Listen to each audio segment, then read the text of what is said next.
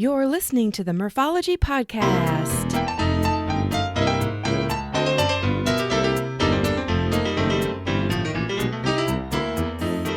Thanks for tuning in to the Morphology Podcast. AKA Murph here to share interviews about biking experiences from cyclists who have pedaled to places all over. Each week we'll get to know new people and explore new destinations to ride your bike. As you listen to these adventures, you may wonder, why haven't I done that yet? Well, this week is all about Bragg, Mexico, and exploring the Riviera Maya. Bragg, Mexico is a fully guided multi-day bicycle tour of the Yucatan that takes place in January each year. Bragg is a nonprofit that provides quality bike tours, including their signature tour called by the same name. Bragg stands for Bicycle Ride Across Georgia, and it is a multi-day tour across Georgia that's been going on since 1980. And in addition to Bragg, they offer other bike tours around Georgia. They also take bikers internationally on adventures to Croatia, the Netherlands, France, and the trip I went on with them, the Riviera Maya. Bragg.org is their website, and it lists all of their upcoming rides. At the time of this recording, Riviera Maya 2025 registration is open. On this episode, you're going to hear about my recap. Bragg International Riviera Maya Edition took place in January 2024, which for me is perfect timing to leave the freezing cold of Iowa and head south.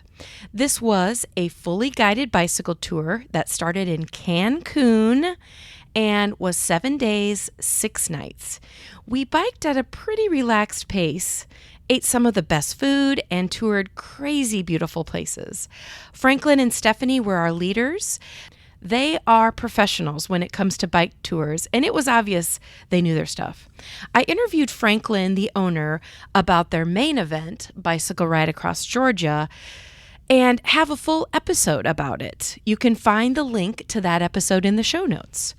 I also talked to Franklin shortly after returning from Mexico, and here's a short interview I had with him.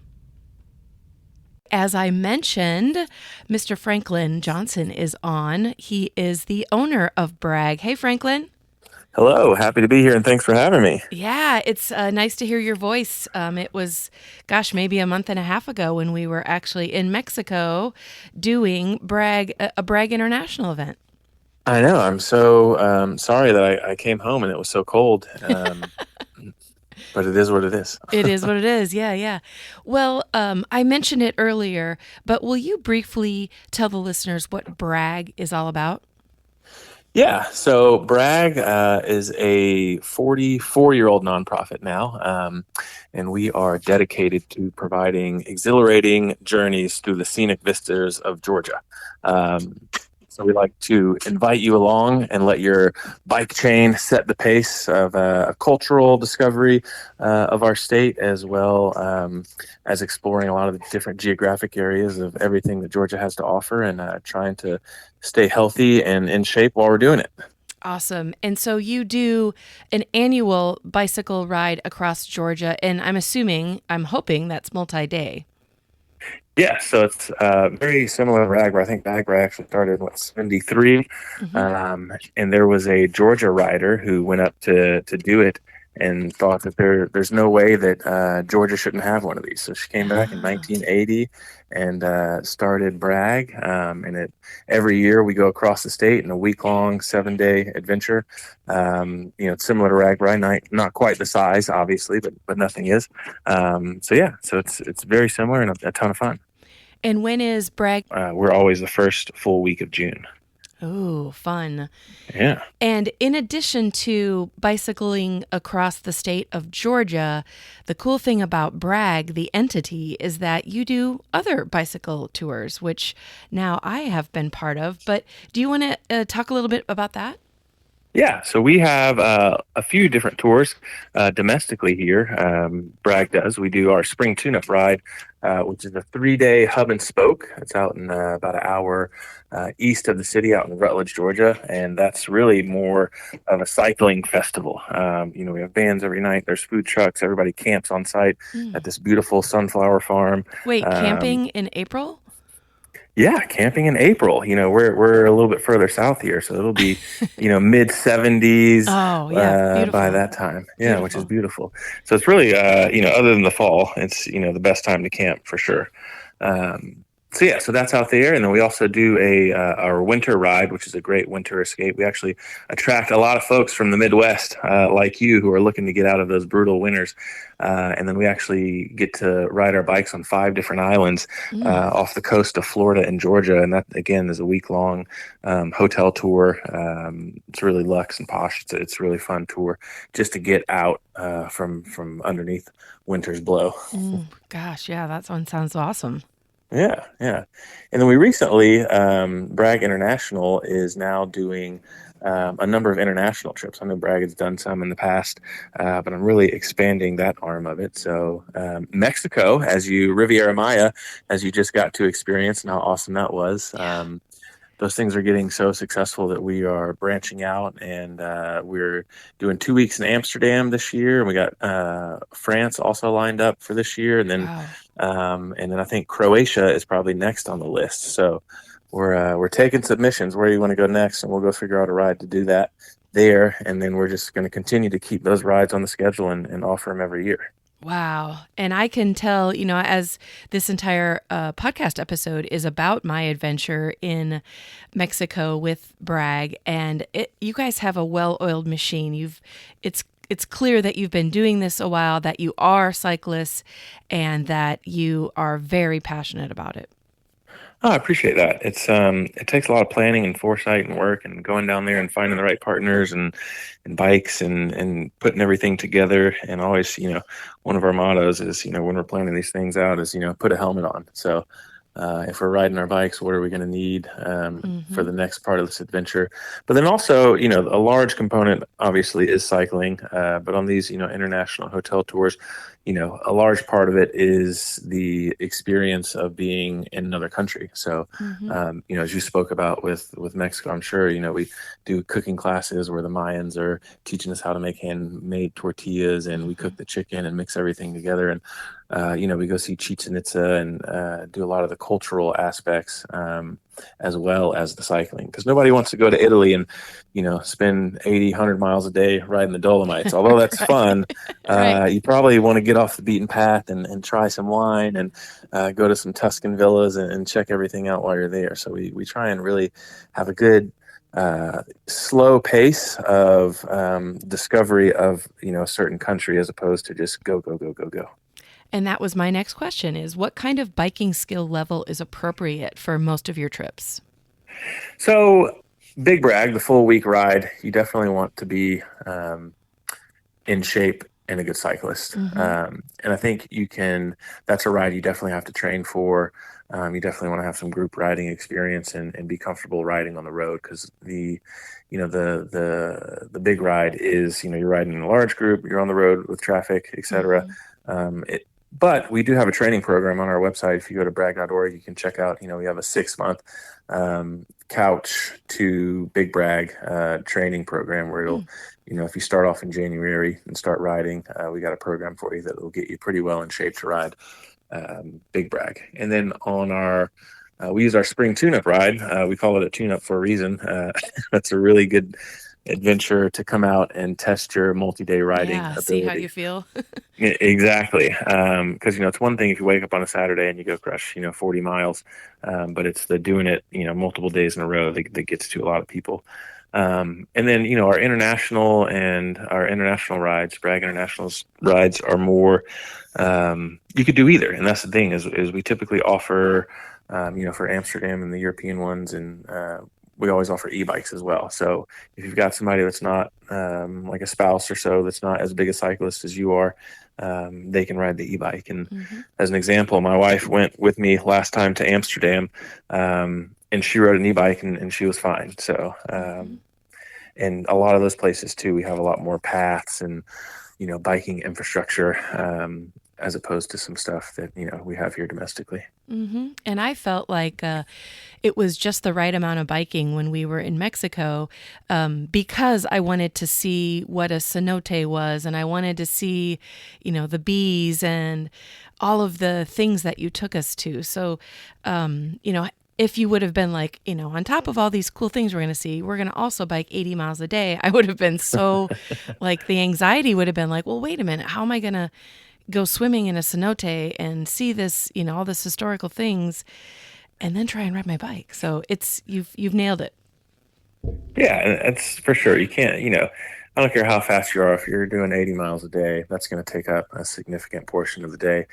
And then not only just the timing is the effort and energy expenditure that goes into riding that far. Yeah. So if we can shorten it up a little bit, and then still you have enough energy to go and hike around some archaeological sites, or do a tour of a brewery, or the place like that. There's more to do off the bike as well. Yeah, like one example I will say while I'm talking to you is when we went to, I believe it's called Isla Mujeres. Yes, Isla which Mujeres. Isla Mujeres, which is the island of women, I believe, right? That is correct. Amazing space, truly an island. You can see the water from every angle, and the statues and the history. It was amazing. Yeah, and a lot of our routes too. That's a lot of people. Oh, we want more or less miles, but when we're geographically restrained, sometimes of to get to point A, B is only so many miles, and Isla Mujer is a great example of to get around the whole island. I think it was like did 11 miles. Yeah. So, so unless you want to do it twice on that day, you're riding around once. But we end at I think it was ranked the number 7 beach on the planet right there at the beach club, and you have to hang out for the whole afternoon. So not a bad way to spend an afternoon. Yeah. And one short funny story, you and I were walking along one of the paths. We were heading down by where the water was, and you found a little claw. I don't remember if it was a crab claw or it was a claw from a animal of some sort. And you were jokingly like, opening it and closing it. And I made a little video of it. It's on my Instagram. Do you remember this? I do remember this. Yeah. Okay. So then maybe 2 weeks later, I'm cleaning out my backpack from that trip. And guess what's in the front pocket? The claw. The claw. You put it in my bag. I know. I try and leave little surprises for people, so they often think of me. And I have not yet thrown it away. It's like a little memory from Mexico. So thank you for that. Oh, nice. Good. Yeah, hold on to it. Well, when is the next Mexico tour? So if people are listening to this episode and they're like, I've got to go with Bragg. Yeah, so we are going to run that Mexico tour every year in January. And next year is going to be the 19th through the 25th of 2025. And that one's about halfway sold right now. So you better get on it if you want to. Yeah. Wow.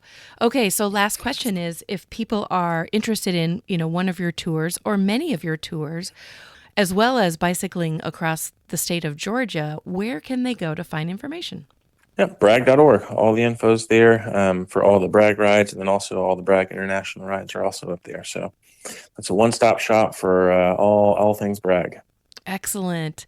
Well, Franklin, thank you for coming in to do a little talk about all the other things that happen at Bragg besides what I've been talking about, which is Mexico.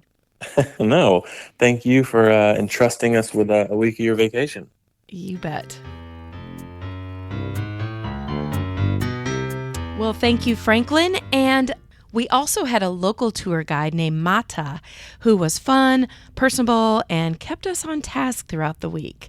He was an expert in local culture, spoke great English, and also knew the history of each place that we visited. I made some new friends on this adventure, and 3 I want to give shout outs to are Sally Epstein, who is an artist, an author, and she wrote a series of books about a female Bigfoot. You can find out more information on her website, which is her name, sallyepstein.com. And second person is Terry Gonzalez, who was my roommate, and from the moment we met each other, it felt like we had been friends for a long time. She's a nurse in Georgia and does all kinds of cool bike adventures and just travel in general. We had a lot of fun exploring Mexico and getting to know each other. And then there's Monica Salazar, who high energy, ready for anything type of person. She lives in Florida, I think, and her fun vibes were contagious. It was fun having her part of our small group. She also spoke fluent Spanish, so kind of a secret weapon for us, helped us communicate many, many times. So here's a play-by-play of my Mexico trip. The trip started on a Saturday in mid-January. I left from the Cedar Rapids airport, and you may or not believe me, but it was literally 18 degrees below zero. And this was one of the first times where they came on the intercom, at least the first time that I've heard this, where we had to delay our departure because they needed to, I'm putting this in air quotes, thaw out the plane. So apparently there were some sort of lines that were frozen. Didn't give me a lot of confidence when it was negative 18 degrees. But anyway, 2.5 hours later, we were finally up in the air. I missed my connecting flight, but was able to get on a later flight. And while waiting for that connecting flight, I found it kind of funny, curious that there was a nun in a full nun outfit. I'm talking the entire outfit, the habit on her head, everything. She was standing in the corner talking on her cell phone, and I had to wonder, A, if she was going to be on my flight, who she was talking to, and what she was talking about. I don't know. I'll leave it at that. Anyway, next flight was delayed again. This time it was because every time they used the intercom system inside the plane, there would be like this loud beeping alarm noise. It was annoying, but everybody was like, come on, let's just get on this plane and go. So finally they decided they were going to take off and just deal with the loud beeping sound and try and not use the intercom system very much. I was pretty excited. I had made sure I had a window seat so I could watch, document, see, as we landed in Mexico. Got to my window seat, and lo and behold, it was literally just a wall. So I did take a few pictures just to be funny, but it was a wall. There were no windows. But anyway, long wait before I was touching down on the ground in Cancun, Mexico, at the Cancun airport. I was so excited. First thing I saw were armed guards, which, okay, I guess safety first, I guess. And then I also saw Margaritaville, so I thought that was a good sign. Eventually, we got our shuttle pickup. I was with several other people who were also on the tour. We got to our hotel, which was beautiful, but it was already dark by the time I got there due to the delay in flights. I believe it was a JW Marriott Cancun Resort was the name of the hotel. But the bike fitters who we rented our bikes from were waiting for us. So we were able to pick out a bike, get it fitted, make sure the air was pumped up in the tires and get all that stuff going. And I believe there was a beer waiting for me, a cerveza. From bike fitting, we went immediately to a big group. It was kind of like a happy hour and a meet and greet. And then our fearless leader, Franklin, did a nice talk, gave us the lowdown on how things would work. We got our swag, which was like a cool water bottle, t-shirt, information booklet, also pretty cool. And it wasn't until this point that I actually got to meet who I was going to be roommates with all week. Gal by the name of Terry Gonzalez from Georgia. I already mentioned her a few minutes ago. Turned out to be a fabulous roommate. We were both super easygoing, had similar taste as far as what time we were getting up, how long we took in the bathroom, where we wanted to go visit, all of that great stuff. So got to know her a little bit. We went down to the hotel bar, also grabbed another gal named Monica, who I spoke about a second ago. And we met a couple other couples down at the bar, talked a little bit. There was also a giant, I'm talking giant, like maybe 5 feet by 3 feet, like a poster or a sign with over 100 flavors of margarita. I mean, did I just find heaven? I'm not sure, but I felt that was a great sign. Good roommate, margaritas, bar, This is it. Mexico is going to be my favorite trip of the year. Also, the hotel was right on the water, and even though it was dark, you could see in the moonlight the beautiful, beautiful horizon, the water, the sun. Oh gosh, it was really cool. Not to mention the next morning, which was a Sunday, we got up early enough to see the sunrise. So that in itself was spectacular too. So Sunday, we did a short 10 miles of biking. Before we started biking, we jumped into vans to be shuttled to a port. It was a beautiful day. The sun was shining. I think it was in the 80s already. And at that port, we grabbed our bikes and we took them onto a ferry, which headed over to an island called Isla Mujeres. The atmosphere was just so cool because, you're on a ferry. We were on the upper deck. There was a guy literally with a microphone, a guitar. I think he was using his feet to do some drumming. So he was singing, he was entertaining everybody, and he was singing English songs that everybody knows. So that was fun. Once we got to Isla Mujeres, which stands for the Island of Women, I think the entire island is maybe 4.5 miles, maybe 5 miles long.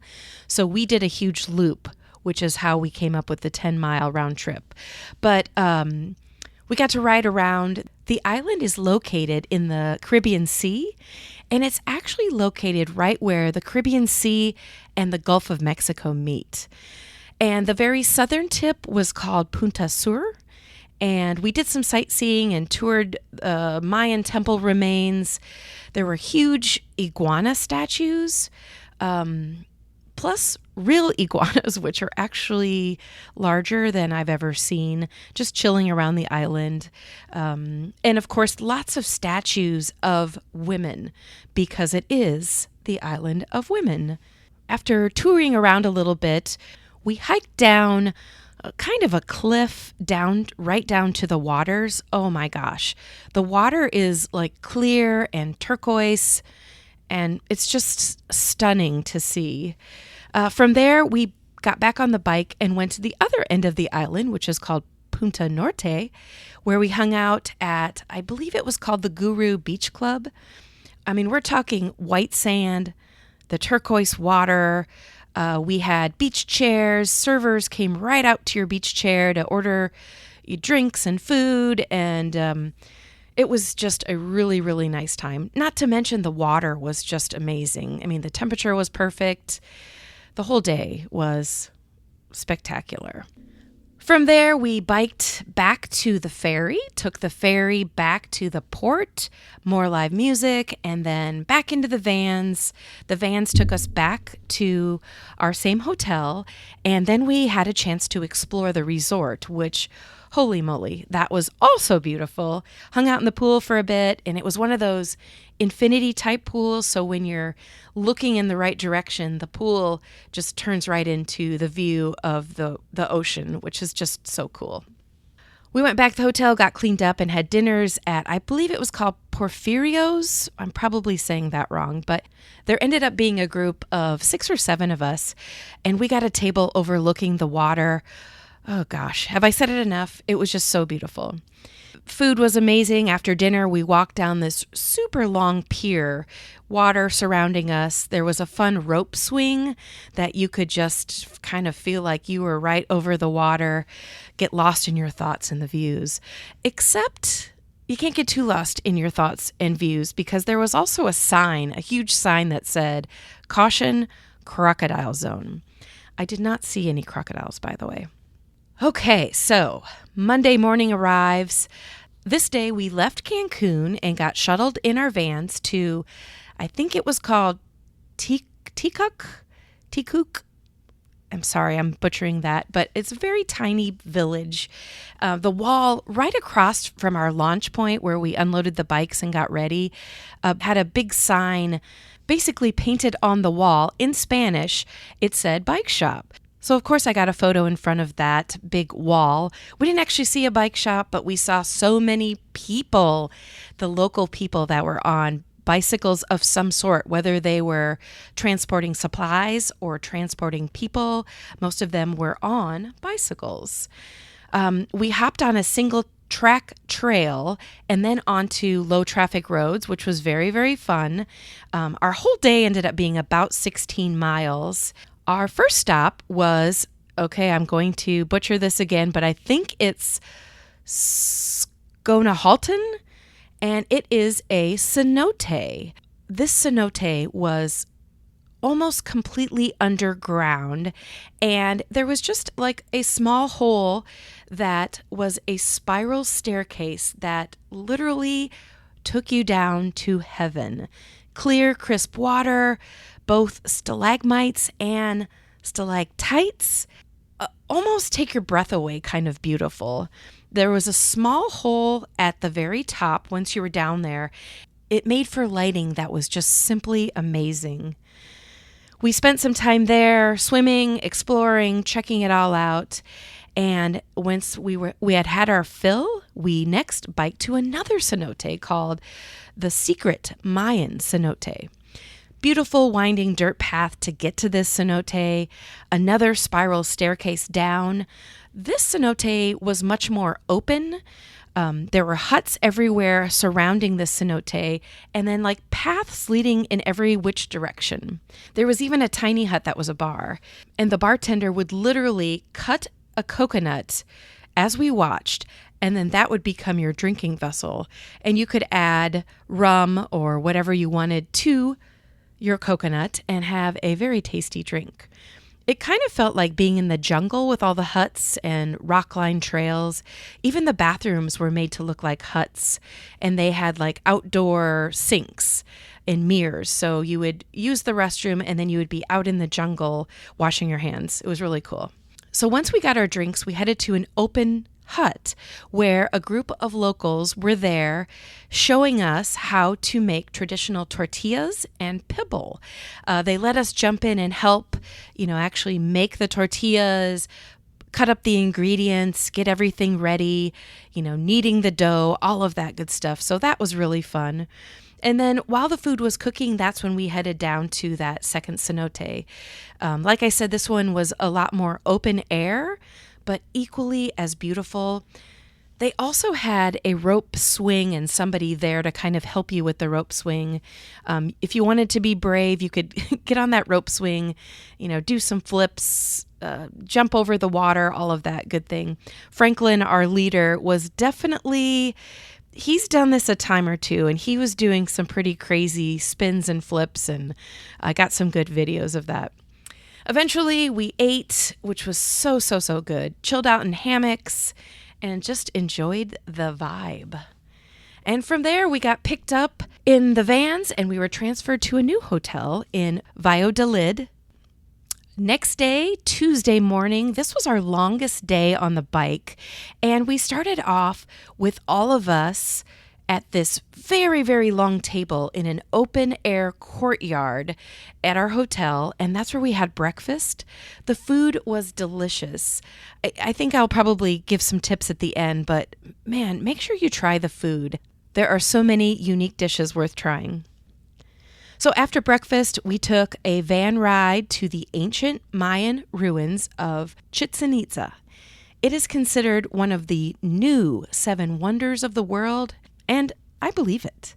We had a very knowledgeable local guide in addition to Mata on this trip, and they were both our tour guides at this archaeological site. The tallest structure is an ancient pyramid called the Pyramid of Kukulkan, which means feathered serpent in Spanish. And there were tons of serpent references around this entire ruin site. There is also a huge ancient sports arena called the Great Ball Court. And the history of this giant ball court is a little bit disturbing in that, when you play this game, only one team comes out alive. I don't know if that's all true, but it was very interesting to hear the story. You could also see where they're continuing to uncover new ruins on site. So I highly recommend going to see this place or even looking it up on Google or Wikipedia. It's pretty cool. It did rain and drizzle most of the day, but it really didn't affect the experience. From here, we jumped on our bikes and went to, I know I'm going to butcher these names, but Zitas and Tinum. They were full of colorful traditional buildings, which is kind of, what you think of when you think of small town Mexico. Then we biked to, maybe it's called Uama. I'm so sorry, I keep butchering these. But one of the highlights here was a convent church that was painted deep red, had like a kaleidoscope type facade, really, really beautiful. The whole day was just full of traditional Mayan houses and buildings. Eventually, we biked back to Valladolid and to our same hotel, and we had a brief rest, and then we were off to dinner. I believe it was called Ixcatic, and it was an amazing restaurant, traditional Mayan four-course meal. We could see the people preparing the food right in front of us. It was amazing. And this day ended up being about 27 miles of biking. On to Wednesday, this was a day of exploring the city that we were staying in, which was Valladolid. We stopped at a bee farm, which was super interesting to learn about the types of bees, to see them in action, and to hear how important those bees are to the culture. We also got to sample various bee-related drinks, lotions, potions, honey, all kinds of different bee-related things. We also took a tour of the area to see where the bees currently live. There was a cenote that had kind of dried up, so that was a really neat historic area to view. We then had lunch in a nearby outdoor mall before hopping back in the vans for a transfer to Puerto Morales. This was by far my favorite resort. Maybe it was because when we arrived at the hotel in Puerto Morales, there was complimentary margaritas waiting for us as we checked in. So, are you hearing a theme of me and margaritas? Yes, it's true. Terry, my roommate, and I ended up getting a amazing junior suite. The resort was called Fives Oceanfront Riviera Cancun Resort. We had like this little basket of fruit and nuts waiting for us, and also a little bottle of tequila and hats. It was just a really, really cool experience. Beautiful resort. We had a beautiful night exploring the resort, eating at the restaurants at the resort. We were right on the ocean. And then the next morning, we set our alarms to get up early to head down to the beach and watch the sunrise. I think this was one of my highlights of the week. It was just beautiful. And this was our last day of riding. We did a short 6 miles to tour the city of Puerto Morales. Went shopping with Terry and Monica, like I mentioned earlier. And I also mentioned she ended up being our secret weapon. She spoke fluent English, but she also spoke fluent Spanish. And with her help, we bartered for quite a while to get some cool bags. And I'm not sure if it was part of the transaction, but after we completed our purchases, the shopkeepers wanted to do shots with us. So even though it was probably like 10 o'clock in the morning, we did shots with the shop employees before we found a very cool cafe to have breakfast. The cafe was called Mangata. Very, very good. We explored more of the area, and eventually we jumped back on our bikes, got back to the resort. We said goodbye to our bike rentals, said goodbye to our bike mechanics, and then had the rest of the day to ourselves. So it was pool time. It was beach time. Got to, jump in the ocean, do all the things that you would do at a resort in Puerto Morales, Mexico. It was amazing. And then that evening, we all gathered together at a place called Barmela and had a group dinner and kind of just celebrated the week. And lucky me, I had a couple of friends who have an oceanfront vacation home in Puerto Morales, and they happened to be there while I was there. So they joined us for a bit. And a shout out to Greg and Julie Strube. If you want to check out their rental, Google Casa Kinha, and that's Kin, capital H-A. Beautiful, beautiful place. Okay, so that's kind of it for this event. The next morning, it was time to pack up, say goodbye to everyone, head back to reality. I would say this was a fabulous chill vacation, included a little bit of everything: culture, history, archaeology, and of course, a bit of biking too. A few tips for you. Almost every city we went to had their city spelled out in these life-size letters. A lot of them were really colorful, so make sure you find them and get a photo.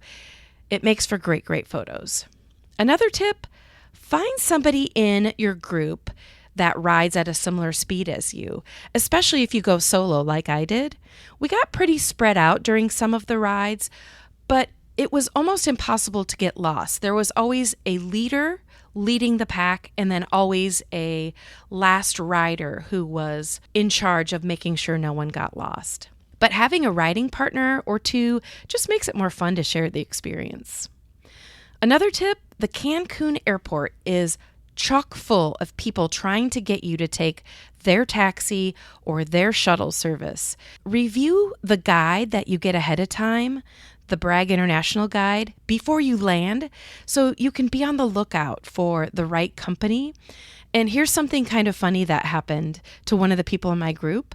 They had pre-printed out a photo that showed the company shuttle service, so she kind of knew who to look for and what to look for.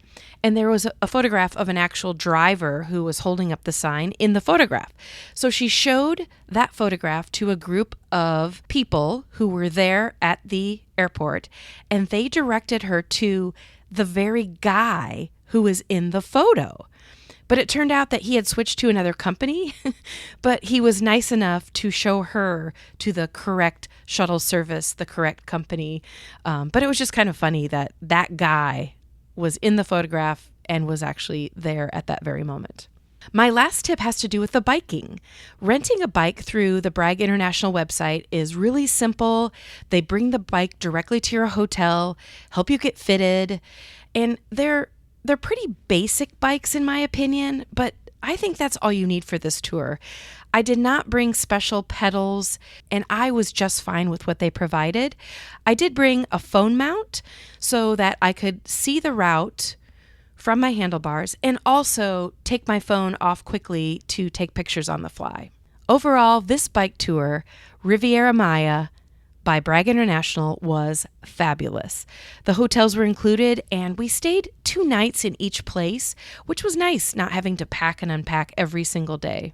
Breakfast was included every day, plus several other meals, along with snacks and drinks at rest stops. The best part for me was being able to go somewhere new and not have to worry about logistics, the route, where to go, and being solo. Franklin and Stephanie had everything well planned out, and Mata, our guide, provided the perfect local touch. Now, what would I have done differently? Well, for sure, I would have gone a day earlier and maybe stayed an extra day or so to just enjoy the resorts and explore a little bit more. I also would have taken more effort to learn Spanish ahead of time. Not because I absolutely needed it, but it just would have been more comfortable to engage in some of the people that live in the area instead of relying on them to know English. And I think one other thing I would have done differently is I would have taken more time to do more research ahead of time to learn a little bit more history about the places that we were going to go to. Well, at the time of this recording, the Maya Riviera 2025 trip has a few spots available. The dates are January 19 through the 25th. So go check out bragg.org to get more information about Maya Riviera, but also all of the other tours that they set up. Well, listeners, that's it for this week. Email me at murphologypodcast@gmail.com if you have a topic or the name of a cyclist you find interesting. Support my podcast at patreon.com/murphology and visit both my Facebook and Instagram pages for daily entertainment. I have more great episodes in the pipeline, so I hope you continue to be a Murphology podcast listener.